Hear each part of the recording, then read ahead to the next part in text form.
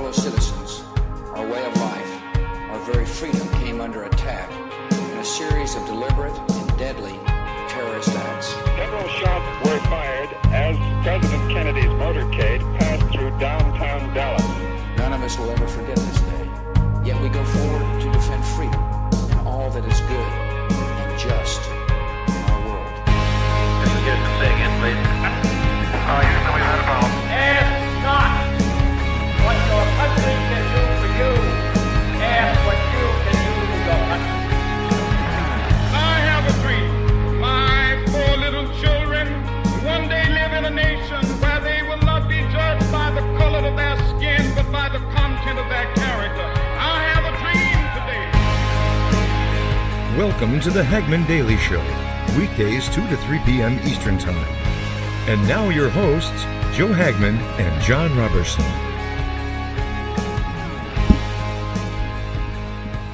Hello and welcome to this Thursday, June 14th, 2018 edition of the Hagmann Daily Show. We got a lot to get into today on this Thursday, and we're just going to jump right into it. We were waiting for the Inspector General report on the FBI and Department of Justice handling of the Hillary Clinton email investigation during the 2016 election. And it looks like it is, John, you said, 3 o'clock is when you're expecting to see it?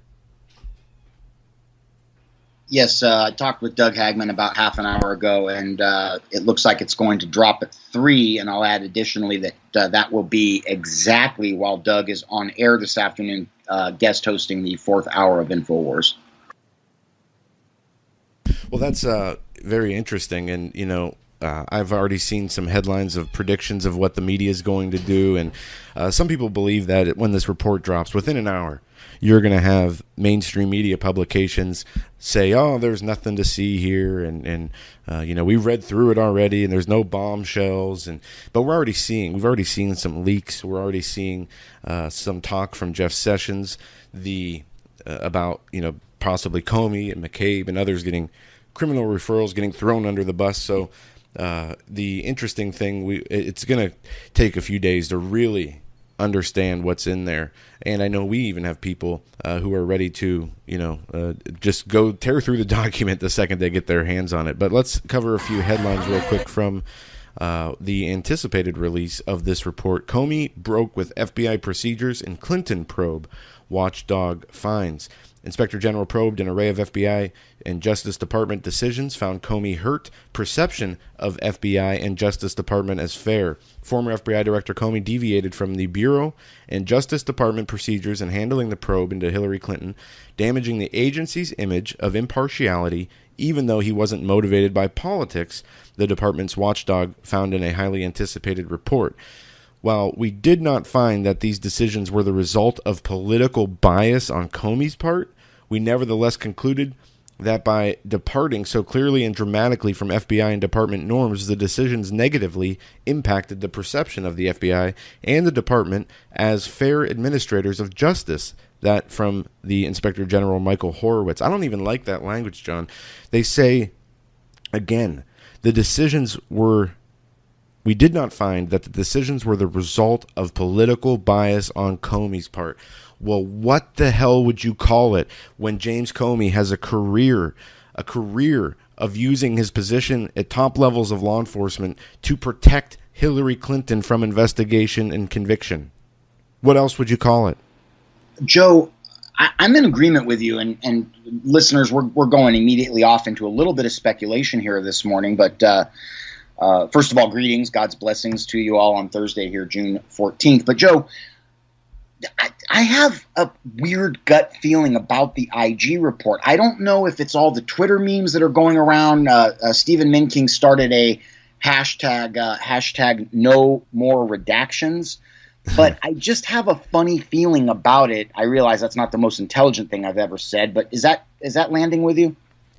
Well, yeah, it is. And obviously, this is one of the problems with this investigation. We know Inspector General Horowitz was appointed by Obama, and many people ask where his loyalties lay, along with Jeff Sessions, and rightfully so. We have seen basically inaction, dereliction of duty by Sessions when it comes to President Trump, when it comes to the Robert Mueller investigation, when it comes to going after these FBI and Department of Justice officials who actively worked to stop President Trump from becoming president. And even the headline right here from the Washington Post, FBI agent texted, "Will stop Trump from becoming president." This was their goal. It can't even be more clear. The evidence is right in front of these people, and yet they're coming back with a report that says no political bias.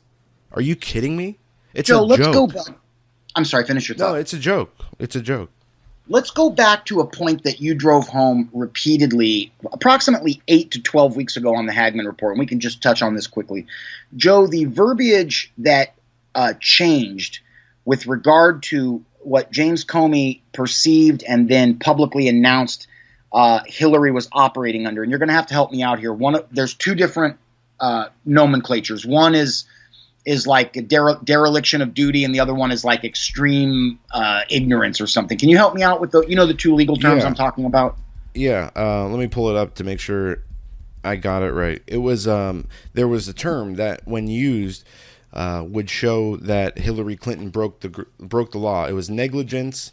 Was one of them. Gross negligence versus gross incompetence, where negligence was an actual crime that she should have been charged with at the very least, because she didn't do anything just with negligence. It was intentional.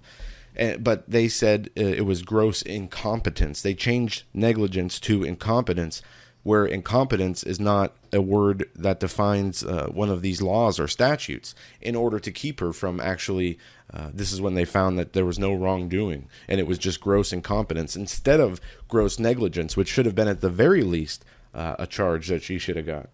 Okay, so that's a great point to start with for this this issue, this news item, Joe, because negligence indicates that you were negligent, that you were aware of the proper procedure, but by your own willfulness, you decided to do something outside of that procedure. That would be a I think reasonably good definition of negligence. Incompetence would indicate that you did something outside of proper procedure, but basically you got your hands up, palms out, going, "Well, I didn't know." But Joe, either one of those doesn't apply to Hillary because she was far beyond negligent, and incompetence doesn't even belong in the conversation. Yeah, it's really bad, and obviously she was protected as the presidential candidate. And I believe even if she wasn't the presidential candidate, that they would have protected her. And they spun it as she didn't even know she was doing something wrong, even though she had working outside of the government secure servers on her own private server that she had with State Department business, and all the pay-to-play scandals, the Clinton Foundation, all these crimes are tied into this. Yes, remember that one, Joe? There was a time in our recent national history where the IRS scandal, and that I believe broke in late 2013, if memory serves. But Joe, that single thing alone, a couple of decades earlier, would be enough to unseat a president. It would be enough to shame a Secretary of State right out of office. And yet we had so many of these happen during the quote-unquote presidency of Obama that the IRS one just sort of came and went. It was kind of overshadowed by Benghazi and the bathroom server. And Joe, I want to throw a softball pitch at you here. When we were chatting offline yesterday, you made a really interesting distinction about Snopes. Now, everybody that listens to us knows that Snopes is a bunch of malarkey, but I'd like you to share that with the listeners, just because it is kind of funny. Well, yeah, what Snopes does is, because you asked the question, would Snopes ever tell the truth about anything that they report on? Will they ever be impartial? Would they ever actually let the truth lead them? And I said no. And how they do it, what they'll do is, did Hillary Clinton have a private server in her bathroom? And they'll say false, and in the article it will say it wasn't in her bathroom, it was in her closet. But what they do when you search those things, when you see those things on search engines, they have the headline there, and then right under it they have the claim that it's false or true or partially false or mostly false, whatever. And people usually don't go into the article and read the reasons why. But if you read the reasons on a lot of these things, most of them are just these slight technicalities, that it's the way they frame the question, it's the way that they frame the answer, and it's very misleading, it's very dishonest. Indeed it is. Joe, just a quick piece of housekeeping, and we can either do this today or I don't want to do it right now, but we can do it today or we can do it tomorrow.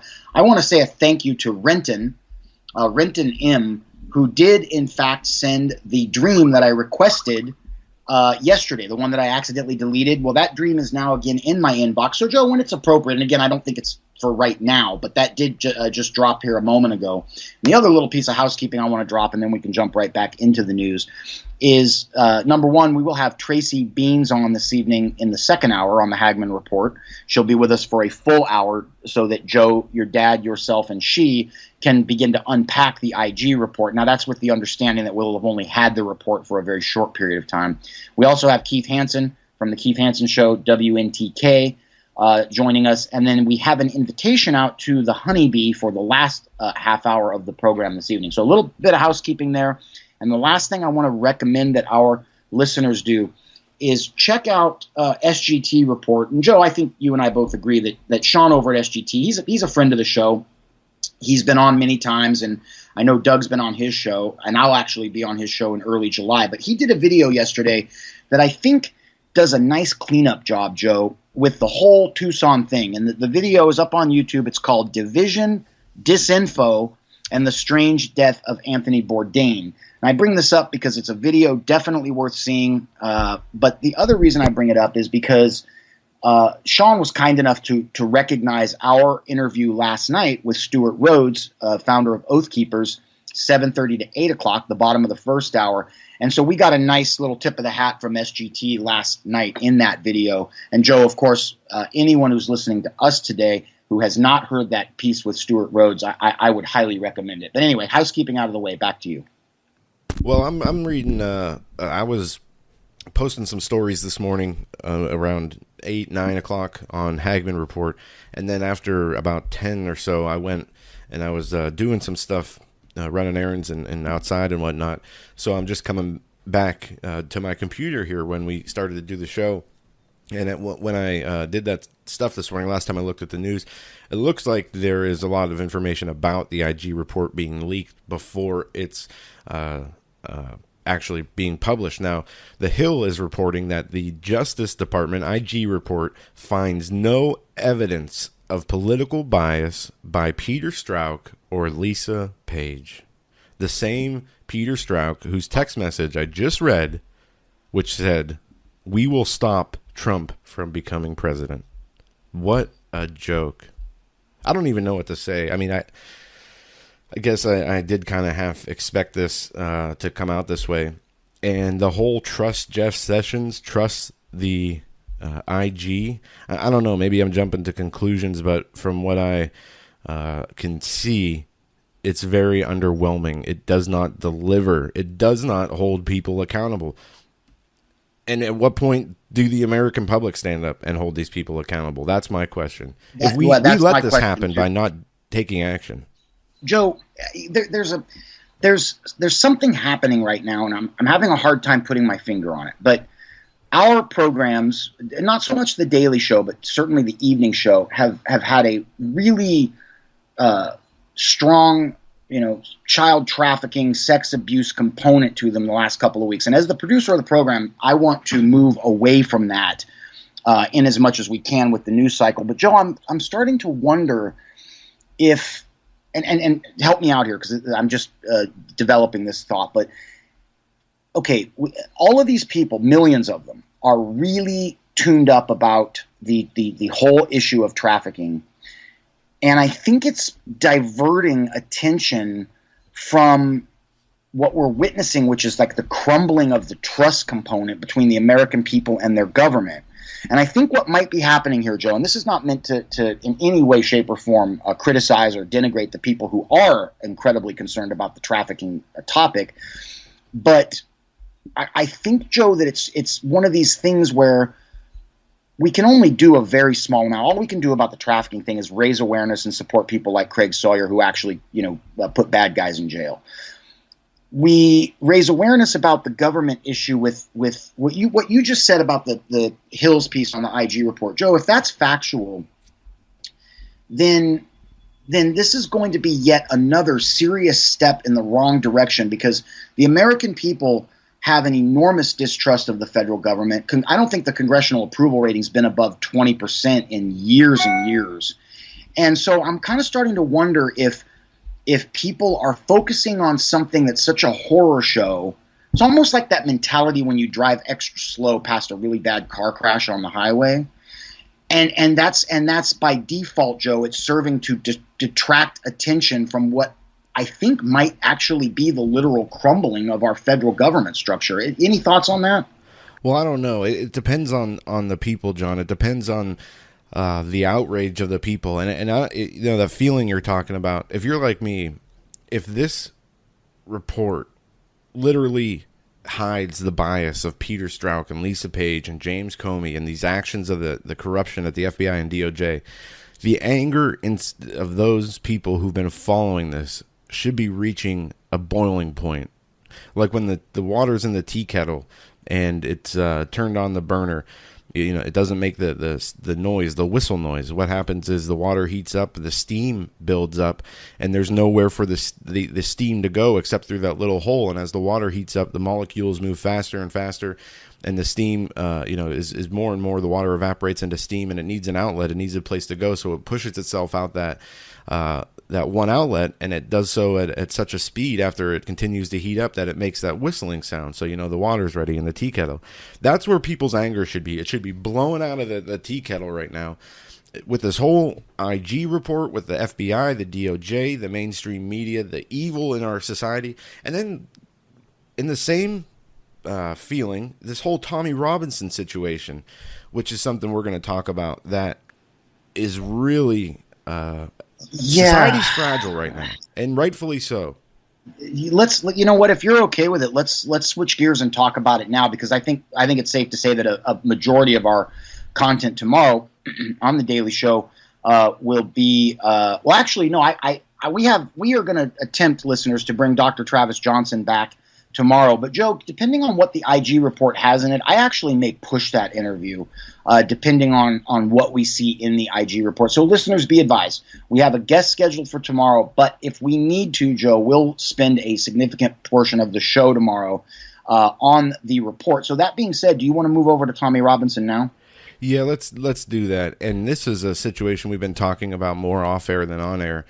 And we both agree there's many people, including us, have a very bad feeling about how this is going to unfold. Now, we learned yesterday, I listened to hour 4 of InfoWars, where Tommy Robinson's partner was on, and he was giving updates about what is going on with Robinson and the situation. And what we see is he was moved to a maximum security prison with a 71% Muslim population. Today we learn it's up on Drudge Report right now, that an imam has taken out orders a hit on Tommy Robinson. And this is from the Gateway Pundit. And we talked with Joe Hoft about this yesterday, brother of Jim Hoft of the Gateway Pundit. But this is just crazy. Tommy Robinson receiving death threats in new UK prison. Imam orders hit on Tommy Robinson. Paul Joseph Watson reported earlier that he was moved to a maximum security prison with a 71% Muslim population, and that this may certainly be a death sentence for Tommy. If he gets killed in this prison, all because he's standing up against this incestuous UK Muslim cultural suicide relationship that they have, where they've made it a crime, hate speech, to criticize and actually tell the truth about Islam, and people are getting thrown in jail for this. And if they let him die, that city should burn down. And that's all I'll say, at least about my feelings on that, because they go much further than that. Well, Joe, okay, Joe, from our personal friendship, but I think I've mentioned it a few times on the program as well.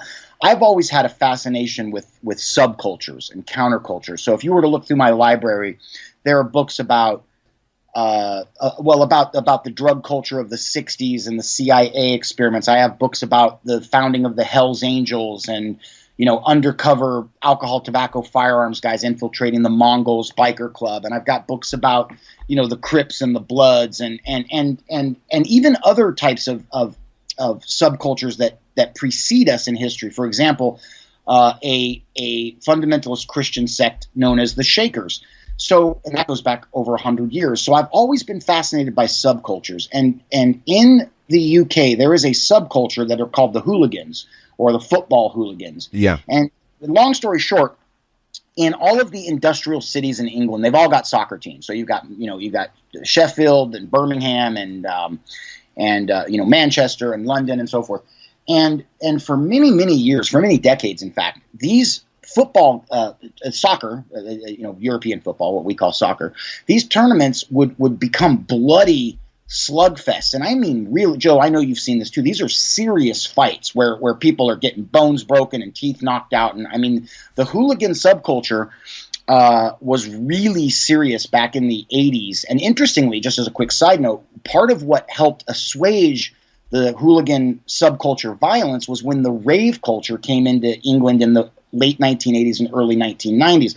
Long story short, all these hooligans started taking ecstasy and dancing together at EDM parties, and that helped kind of curb the violence. But Tommy Robinson comes from the hooligan subculture of England, and many of his supporters are, I guess, what you would call almost kind of like you and I, Joe, like reformed individuals who used to be a lot edgier, but have realized that there's no future in that, and so we want to apply that same energy and passion to trying to do things the proper way. And of course, we're using speech and information instead of our fists or what have you.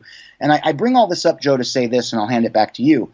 The supporters of Tommy Robinson, the majority of them are not neo-Nazis. If you look at The Guardian today, front page. There's huge protests, John, and I don't know, sorry to jump in here, but Kate Hopkins has a video out, huge free Tommy rally, where they're showing crowds of thousands of people just in the last 12 hours. I mean, yes. Tens of thousands of people.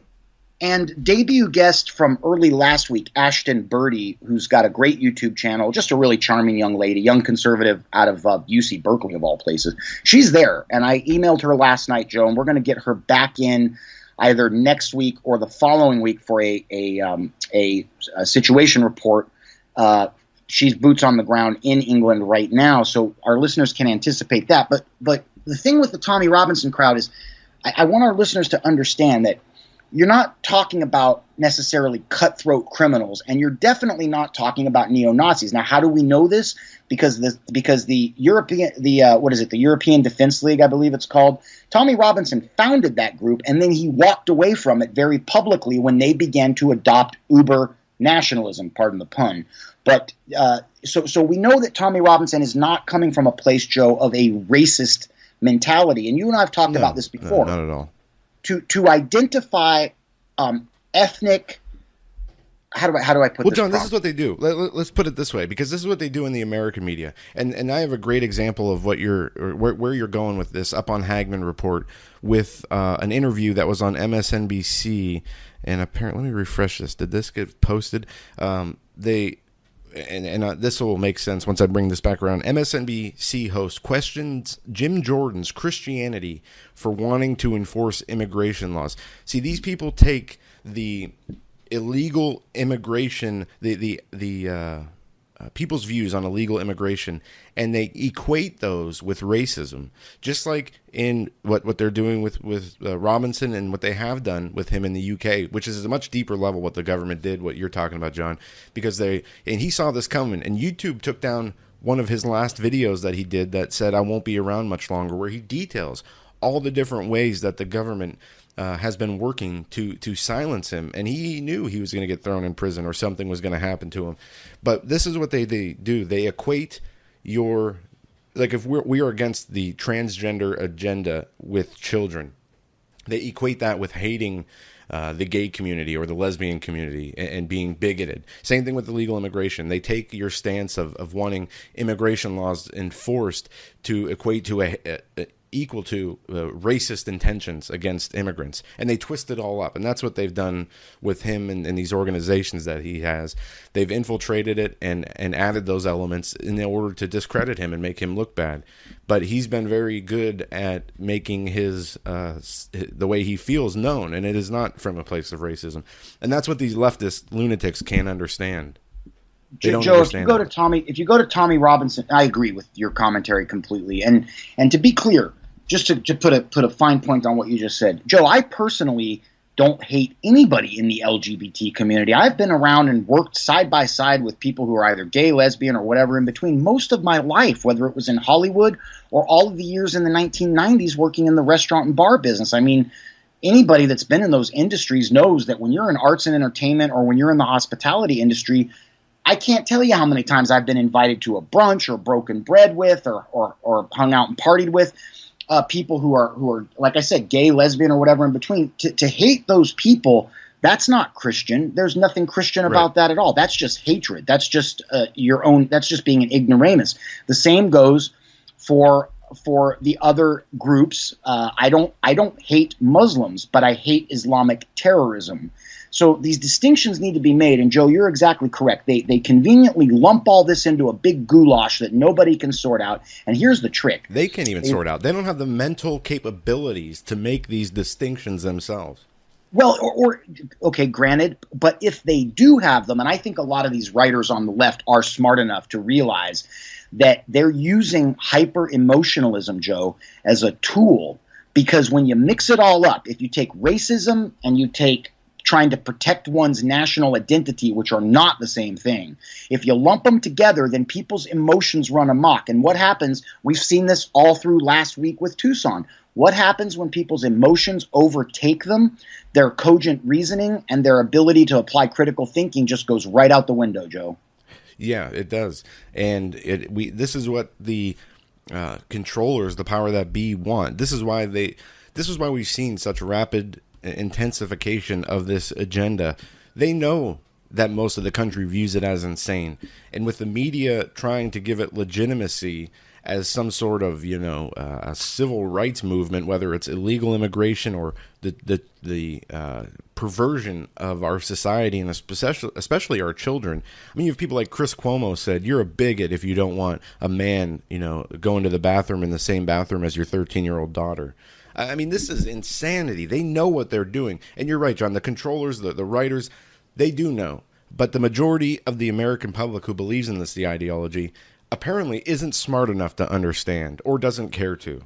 Or they're just, granted, or they're just so crushed. Joe, this goes back to the writings of, and bear with me, listeners, this goes back to the writings of Thomas Dewey, who worked on a titular level with Warburg and with the others who created the Federal Reserve. And you can read this in G. Edward Griffin's book, The Creature from Jekyll Island. It's toward the back of the book. It's one of the last pages of the actual book itself. And Thomas Dewey wrote that the education system in this country will be structured to inform and educate Americans in the generations to come. Now, remember, this was written back in the early 1900s, so that they are smart enough effectively to do their job and smart enough to cover their tax base, but not smart enough to get over the hump and apply critical thinking.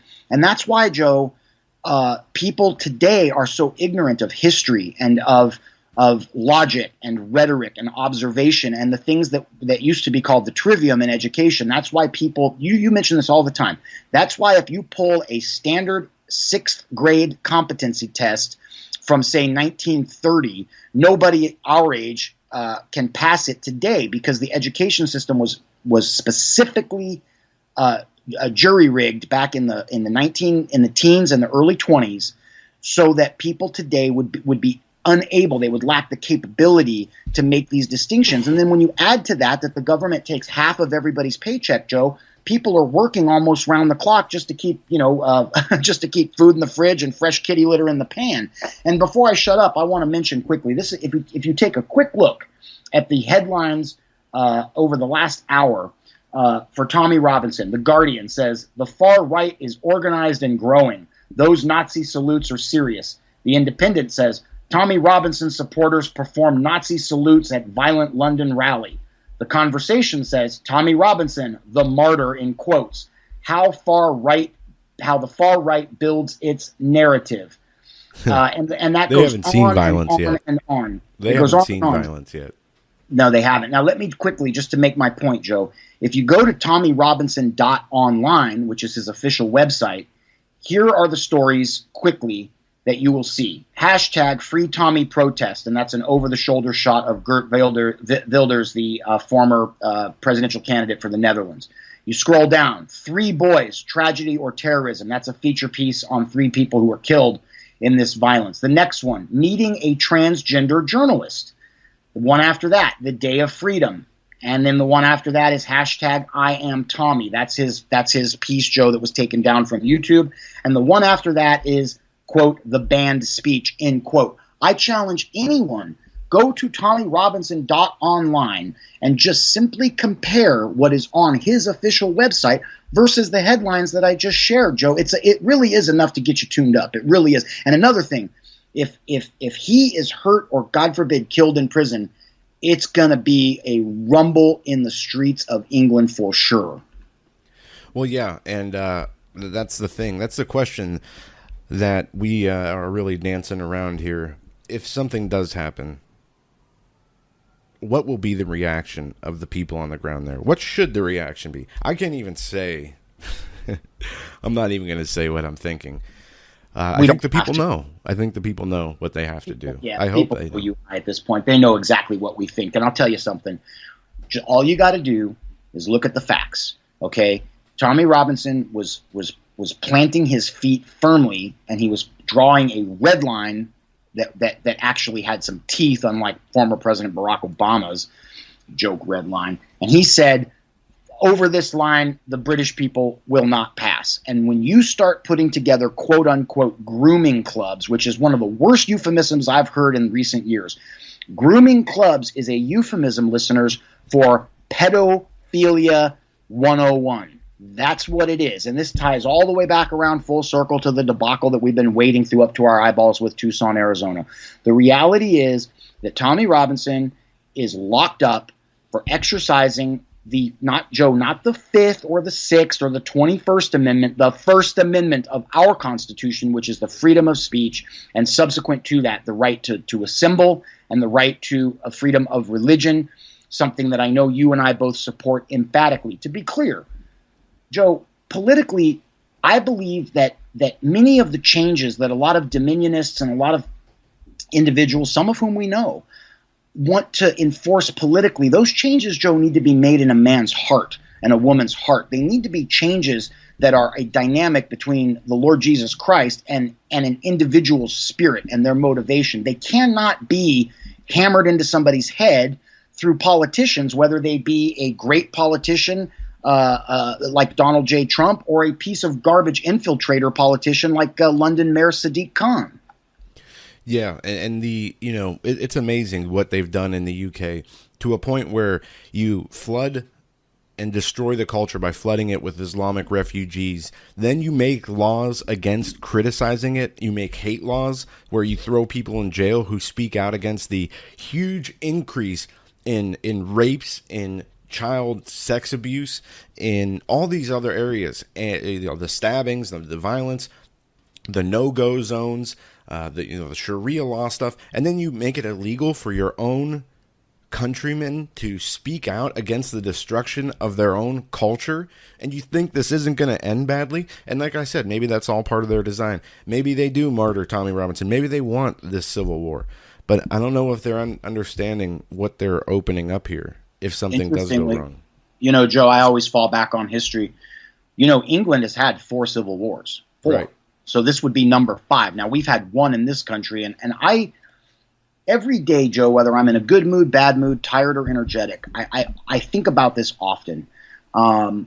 We are trying, and some days we do a great job, and I guess, at least according to some emails, some days maybe we do just maybe a kind of mediocre job, but we're trying to use information and to inspire people to break free of this paradigm that they got their minds stuffed in, where you go to high school, then you get out of high school. You don't go to college to learn. You go to college to get a better job and make more money. And then when you're out of college, you jump on the gravy train and you basically kind of stop learning altogether. We need to break that model, because if we don't, Joe, and I've said this many times in recent weeks, if information stops flowing, then what people have been proven, not once or twice, but thousands of times through history, when information stops flowing, violence begins.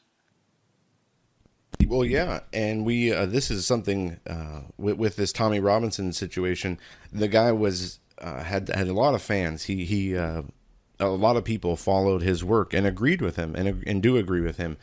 regardless of the the insane media's globalist agenda.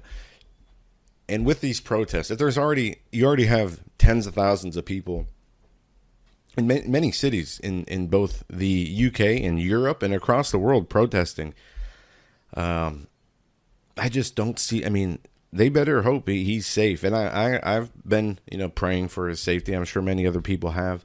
But there's some rough comments on some of these articles and YouTube videos. People on both sides, people who are saying, "Well, he broke the law." Yeah, if you go by the totalitarian Islamic globalist definition of what laws is. I mean, all he did was report on a story that some judge said he couldn't, which reporters themselves pushed back against and got released, so they were able to report on it. He didn't really break any laws. It's crazy to think that. But some people are saying he needs to be martyred for this movement to actually take hold, and that is evil to say that. You know what? I've heard people make that implication, and I'm not going to name names, but I've heard people with whom we work make that implication, and I think that is equal parts acerbically insensitive, and it is also ignorant. And Joe, look, I just want to speak from the heart for a second, if you'll spare me 2 minutes.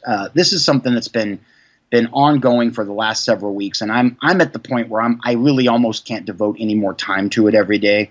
But via email or direct message on Twitter, and I've actually thought about turning my DMs off, but the problem is I use that as a tool to do my job, to find the guests that we bring on the evening show. So anyway, Joe, when we look at where people's concern level is today, okay, I feel like the average person is defaulting to looking at these enormous, very complicated, and in many cases very horrific topics.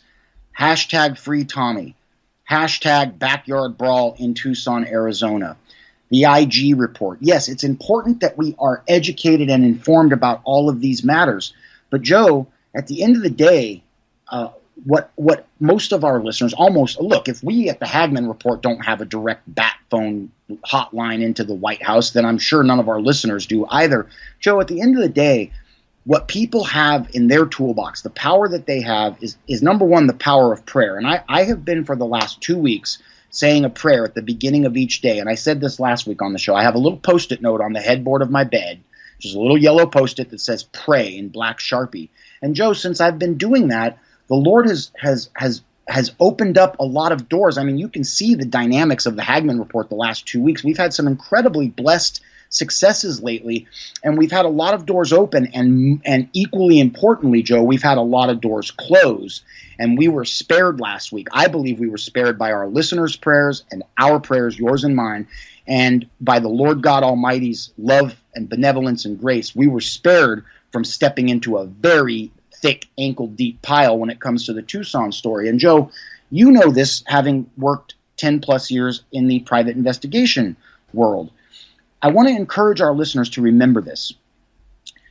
When investigations are ongoing, especially investigations into things like James Comey on one hand, or investigations into whatever is happening with the Tucson Police Department and that very creepy, bizarre bunker that I know, Joe, you and I still have a problem with. Like, it doesn't appear to be a normal type thing. We don't know what it is, but we know that it gives us the creeps.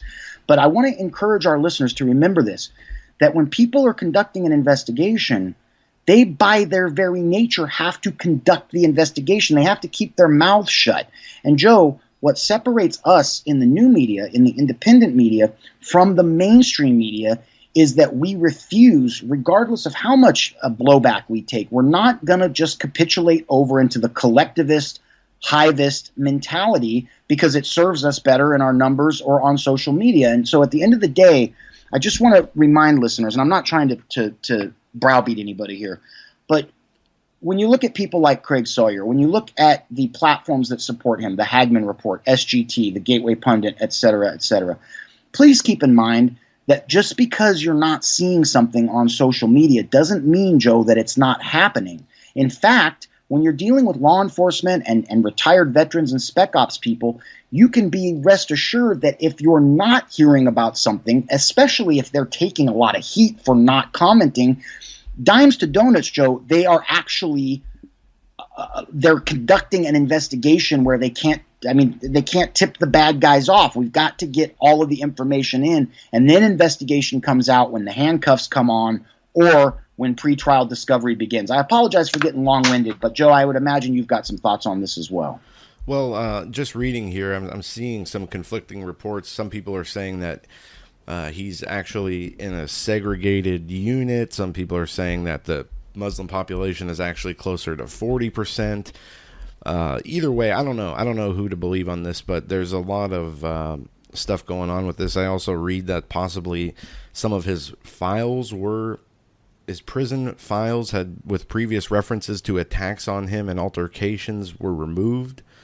So I don't know. And, I don't know which.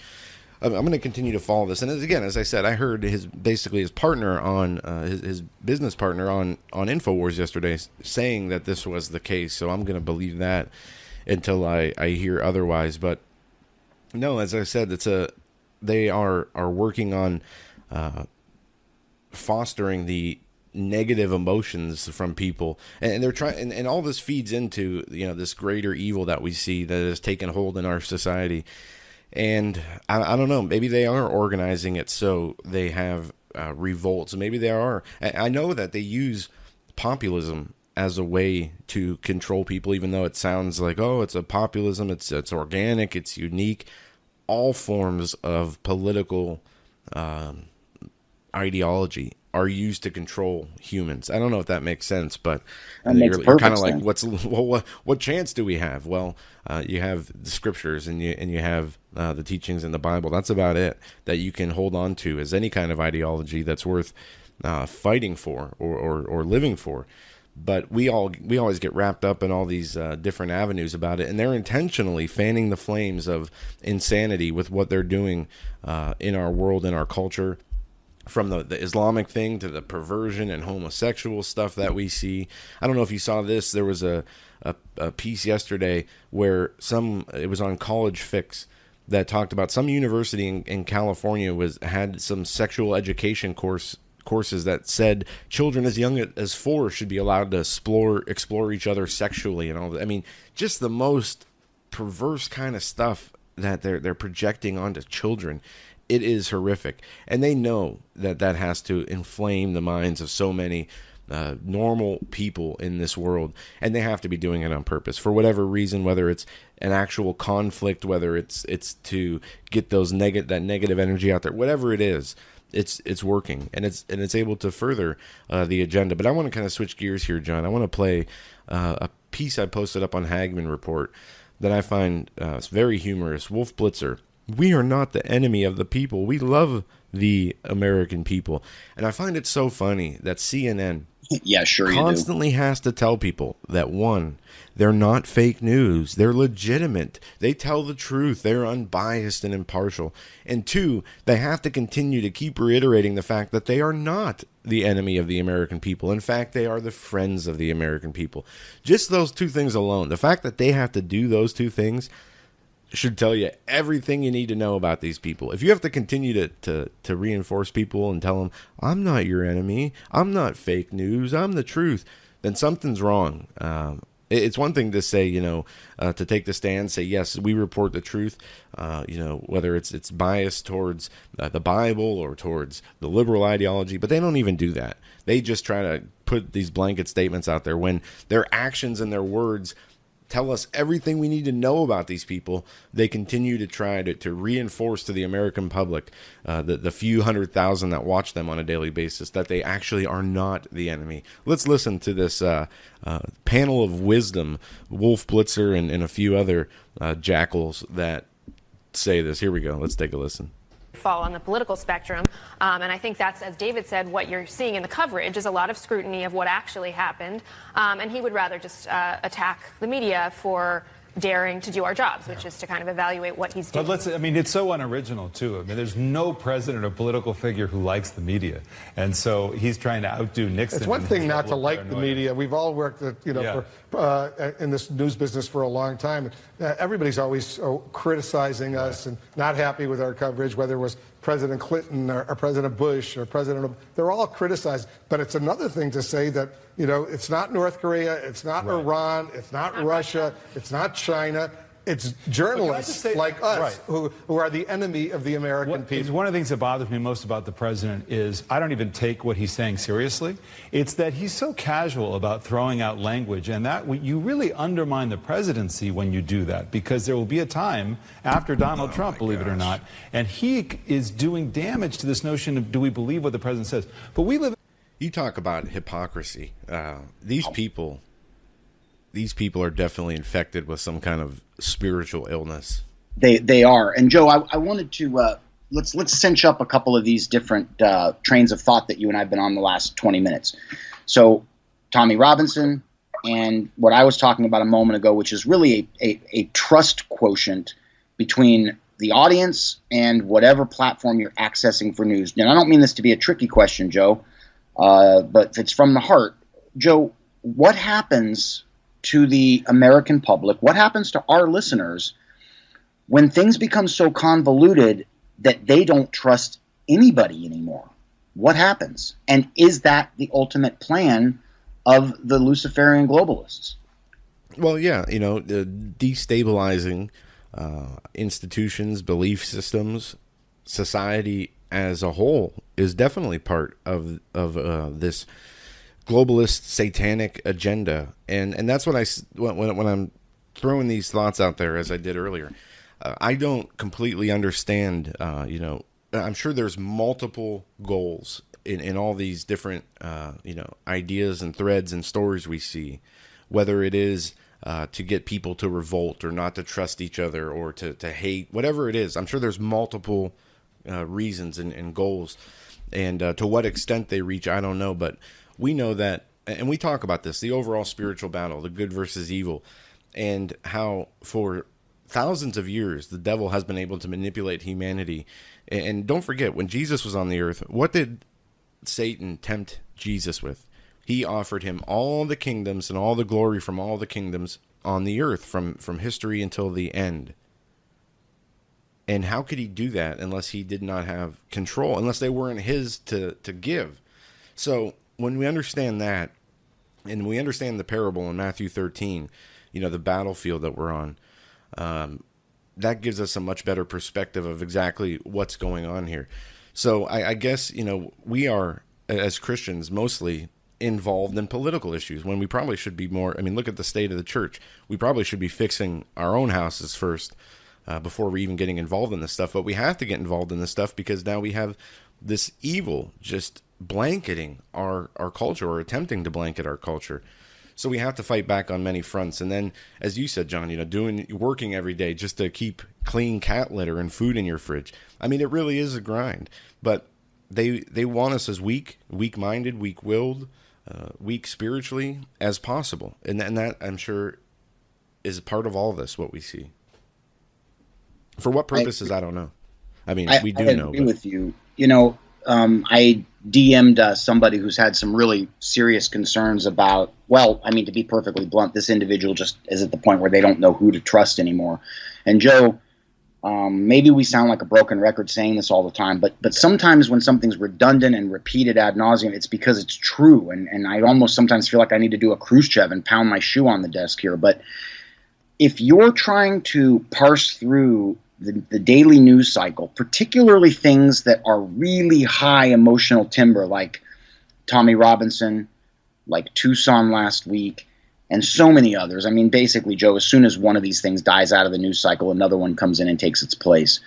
If you're trying to fight this, listeners, under your own strength and your own volition, you're going to lose. And I'm not trying to be unkind here. This is just a fact. The scripture says it's not by might and not by power, but by my spirit, says the Lord. And it was actually a great song recorded back in the 80s as well. But that's directly from the Bible. And we need to remember that Joe, I'm concerned that, for example, that a bunch of well-meaning Christians are out there today and they want to they're going to take down child trafficking, and they don't know how they're going to do it. And really the only tool they have at their disposal is their computer.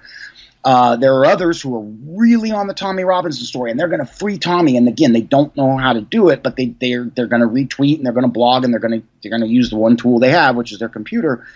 But if you're trying to do these things, listeners, in your own strength, you're going to lose, because you're walking into the deepest depths of the devil's strategy, particularly when you're talking about the abuse or the sacrifice of children. But all these things, because remember, Tommy Robinson, this is why I keep vacillating between the two topics. Tommy Robinson, why is he locked up? Because he took a stand in Leeds, in front of the court, for what? Against young ladies being quote-unquote groomed to enter into these wicked marriages, like Mohammed, who married a 6-year-old, apparently married a 6-year-old and consummated it when she was at the age of 9. So, Joe, this is all wrapped up in one big thing. And my final major thought for today, we've got, about 10 minutes left, is, folks, please don't try to tackle these things in your own strength. I'm telling you, having been there and tried it a dozen times, it just doesn't work. We cannot, Joe, we can't do this on our own. No, we can't. That's a very important distinction to make, and we can't, whether it is our own community, whether it is an online fellowship, whatever it is, our congregation, our significant others, we can't, or our spiritual relationship. There's no way we can. This earth is too dark and too turning into too terrible of a place. And even us, John, who do this for a living, we still don't, completely, some days our mind's clearer than others, and we see things clearer and are able to dissect them better. And some days they're more foggy, and I don't know why that is, but it seems like, every time we take 2 steps forward, we're taking 1 step backwards in some ways, if that makes sense. And look at this. And it's stuff like this. I wasn't going to get into this today. I've had this tab open since we started the show, and I knew I had to mention it. But this is just horrible. Planned Parenthood jokes about the heads being stuck and of dismembered babies. And this is a video on LiveLeak. Absolutely gruesome. Planned Parenthood abortionists laugh about heads getting stuck and discuss dismembering fully formed babies. I'm not even going to play the video. It's just revolting and outraging, and it just makes you want to kill an abortion doctor, if I'm being honest. So this is the kind of stuff that we have to deal with on a regular basis, and we're looking at, and we're trying to understand how to fight back against it. We're trying to, and obviously doing so inside the confines of our Christian faith, I guess, to some extent, or not, and making the decision. That's the whole conflict, at least where I see it right now, John. I guess I don't even want to get into this on air. I'm on dangerous ground here. Well, you are, but that's because we are all together as a group on dangerous ground, period. Joe, let's be perfectly blunt. It is Thursday, June 14th. Since Sunday, June 3rd, when we were on the Patreon forum for our Patreon supporters, it started with Tucson, and then that devolved into a conversation about the new media and about doing our jobs, even when social media is just lambasting us and saying that we're effectively not doing our jobs because we're not following the narrative that they want or that they perceive, typically based on memes that have no journalistic integrity or any type of facts behind them. And then, of course, the Tommy Robinson thing has revolved in and out of the conversation for the last 2 weeks as well, where we are incensed because let's be honest, Joe, Tommy Robinson, though you and I have never met him, he's a brother in arms over in a different country who is fighting the same fight that we are, albeit, again, in a different country and in a different manner. But it is the same fight. It is a fight to stand in the gap and to defend the defenseless at a time when it seems, Joe, like the people whose job it is to defend the defenseless, well, frankly, it seems like they're either not present, they have recused themselves, or they themselves are corrupt to the point where they can't do anything about it, even if they want to, because it's highly probable that through the NSA and the surveillance grid, their opponents, their political opponents, have the goods on them, and therefore they have to remain silent or be demolished themselves. Yeah, and at some point, I always wonder about that, John. how people are controlled at the political level, and we talked about earlier in the week, these suicides and how being wealthy and famous and having the best job in the world does not equate to happiness in any way. And we see how that the Spade and Bourdain suicides just show that. And there's some other stuff going on there too. My dad was watching some interesting stuff yesterday. I think it was yesterday, and the guy was making some very good points and connections. And there is some underlying stuff there. I guess my question is, when you sell your soul to the devil for material wealth and fame, can that same entity come collect that soul anytime that they want, or that life? And we know, even if we look back at Job, Job obviously was a believer in God, and so much so that God used him as an example for the devil to destroy. And said that, if you take all this away, you take away this hedge of protection and everything that he has, he will curse you to your face. And look what the devil was able to do with Job's life, even to the point of giving him, physical illnesses, to where his wife even said, just go curse God and die, losing all of his family, all of his possessions. And he didn't do that. So how much more control does that same evil entity have over somebody who turns himself over to it? Complete control. And that's what I want to understand more. I mean, because, these suicides are a horrible thing, but are they, in some ways, brought on by the decisions these people made in their life? There's two thoughts, and these will be my last thoughts for today. The first, to answer your question, Joe, is, and all of us need to do a self-assessment on this. And please keep in mind, listeners, when I speak this way and I talk about something like a self-assessment, I'm speaking having first looked at the man in the mirror. It's not hyperbole or pontification. That's not, with all due respect, what I'm here to do. We need to do a self-assessment. Are we treasuring the things of this world first and foremost, or are we being mindful of the supernatural big picture, Joe, as you just said? And as far as the suicides over the last week go, there's a very interesting thing flying around on Twitter, and I cannot comment on this except to say one thing. Kate Spade's husband, who left his flat in New York wearing the mask from the mouse mask from the rescuers, a lot of people on Twitter are starting to unpack the message behind the rescuers. And Joe, you've seen me do this at two conferences live, but there are actual pornographic images embedded in that 1970s Disney animated feature of The Rescuers. People can go look it up. They can type it into Google, and it's right there. So there's something. I think Spade's husband was trying to make a subtle statement and tell people who are paying attention so much more about the story. But Joe, so I don't get way out in speculation land, I'm just going to leave it at that, and I'm going to give it to you to take us out. Yeah, that whole okay. The if anybody who has not seen this yet, go search for the images of Kate Spade's husband leaving the house the day after the suicide in that little rat mask. There is something it's Bernard so from the dark Rescuers. about that. It's the main. I'm sorry, Joe. It's the main character from the Rescuers. That's who the mask is. Yeah, there is something so disturbing about that. I don't know what's going on there. People made the argument, well, he just didn't want to have his face seen. And well, then put a scarf over it. Wear a hood. He happened to have a rescuer's mask on hand. That was a signal, a symbol, a message to somebody else. That's all I can think of. That's all that makes sense to me. I don't know. I mean, what would drive some... Can you imagine, John? Your wife kills herself. And then the next public appearance you make, you put a mask on, like a 3-year-old Halloween costume mask. Like a 3-year-old's, not a 3-year-old, 3-year-old's Halloween costume, a little face of a little mouse. Okay, let's cover this a little bit tomorrow. It's the plot of The Rescuers. Penny is being kept in a riverboat by an evil woman. She's got to go get the diamond out of a skull that's underwater. It's got a whole kind of weird kind of pedo, kids locked up, kids being kept component to it. And then, of course, people can go type this into Google.